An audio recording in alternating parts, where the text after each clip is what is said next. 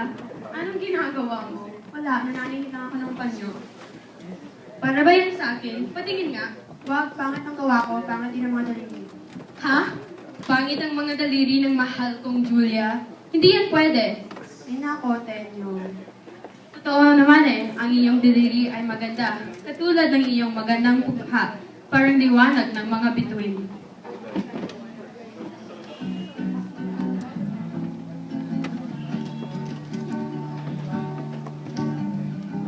Ang bituin at kahit ang hangin sa iyong tingin. Ako'y nababaliw, giliw at sa awitin kong ito. Sana'y maibigan mo, ibubuhos ko ang buong puso ko sa isang munting harana para sa'yo.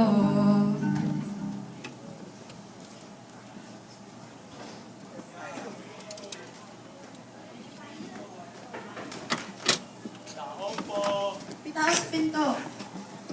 Magandang hapon, Lucas.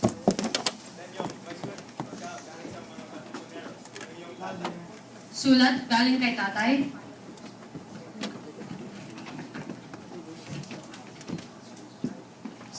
Tenyo, parang pagtang mo to. Ano nangyari? Si tatay namatay sa isang laban.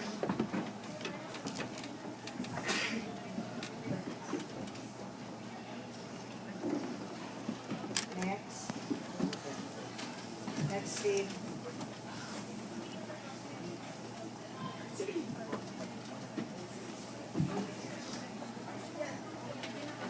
Anak, anong ginagawa mo? Alis ka? Wag! Inay, kailangan ko gawin. Bakit? Saan ka pupunta? Aalis ako. Sasali ako sa mga lalaban ako. Masyado nang mahaba ang hindi na gusto. Hintayin kita. Pag ako ko, pagbalik ko, magpapakasal na.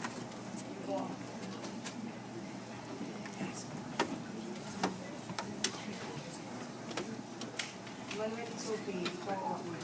Yung isa dito si John. Ay, kailan ka babalik, Tenyo? Anak, huwag mong isipin yung time na yan. Parating na si Tadeo at ang kanyang anak ni si Miguel. Sino? Eh, mayas ka na. Ay mayas ka na. Dito na sila.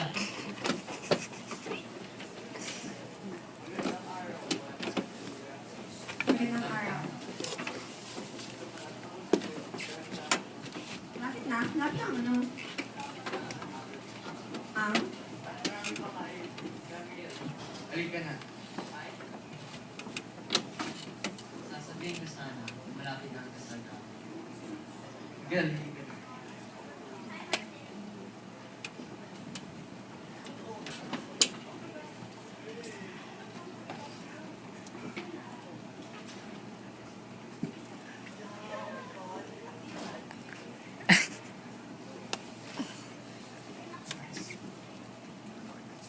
Pakasal mo kay Miguel? Si Miguel ay isang mabuting tao. Ang ating mga pamilya ay dati pang pinag-usapan ang inyong kasal. Hindi, si Tenyo ang mahal ko.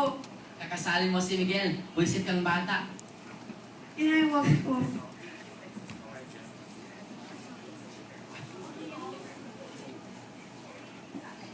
Kung hindi kang kakasalin si Miguel, hindi ka na bata ko.